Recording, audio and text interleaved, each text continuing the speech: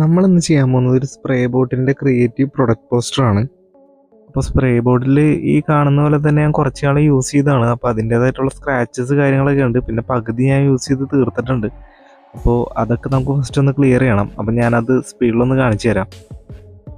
ഇത് ഞാൻ ഫോട്ടോഷോപ്പിൽ remove tool ഉപയോഗിച്ചാണ് ക്ലിയർ ചെയ്യുന്നത്. ഫോട്ടോഷോപ്പിൽ എൻ്റെ ഫേവറേറ്റ് ടൂളുകളിൽ ഒന്നാണിത്. ഇപ്പോൾ നമ്മൾ ഓൾമോസ്റ്റ് എല്ലാ ഭാഗത്തും കവർ ചെയ്തിട്ടുണ്ട്. അപ്പോൾ നമ്മൾ സ്ക്രാച്ചസ് എല്ലാം ക്ലിയർ ചെയ്ത് കഴിഞ്ഞിട്ടുണ്ട്.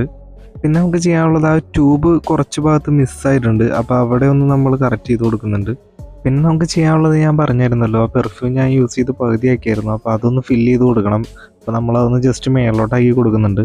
പിന്നെ നമ്മൾ താഴെയുള്ള ആ ഭാഗം റിമൂവ് ചെയ്യുന്നുണ്ട്, ആ ഒരു വാട്ടറിൻ്റെ ആ ഒരു ലെയർ. പിന്നെ നമുക്ക് ചെയ്യാനുള്ളത് ആ പെർഫ്യൂമിൻ്റെ നെയിം ഒന്ന് നമുക്ക് മാസ്ക് ചെയ്ത് കയറ്റണം.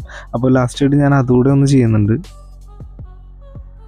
നമ്മുടെ ബോട്ടിലിൻ്റെ ആദ്യം ഉണ്ടായ ലുക്ക് ഇതായിരുന്നു.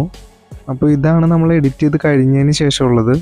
ഇനി നമുക്ക് പോസ്റ്ററിൻ്റെ വർക്ക് തുടങ്ങാം. അപ്പോൾ അതിനായിട്ട് ഞാൻ ഒരു ഇമേജ് ക്രിയേറ്റ് ചെയ്തെടുത്തിട്ടുണ്ട്, ബാക്ക്ഗ്രൗണ്ട് ഇമേജ് ആണ്. അപ്പോൾ അത് ഞാൻ ജസ്റ്റ് ഒന്ന് ഡ്രാഗ് ചെയ്ത് വെക്കുന്നുണ്ട്.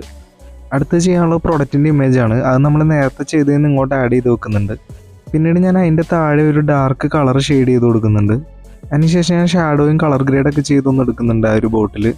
പിന്നീട് ഞാനൊരു ബ്ലൂ സ്നൈക്കിനെയും കൂടി ആഡ് ചെയ്യുന്നുണ്ട്.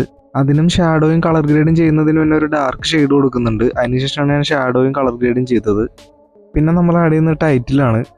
അതിൻ്റെ ബാക്കിലായിട്ട് ഞാനൊരു ബ്ലാക്ക് ഗ്രേഡിയൻ്റ് കൂടെ കൊടുക്കുന്നുണ്ട്. ലാസ്റ്റായിട്ട് ബ്ലൂ ചാനലിൻ്റെ ഒരു ടെക്സ്റ്റ് കൂടെ ആഡ് ചെയ്യുന്നുണ്ട്. അപ്പോൾ ഇതാണ് നമ്മുടെ ഫൈനൽ ലുക്ക്.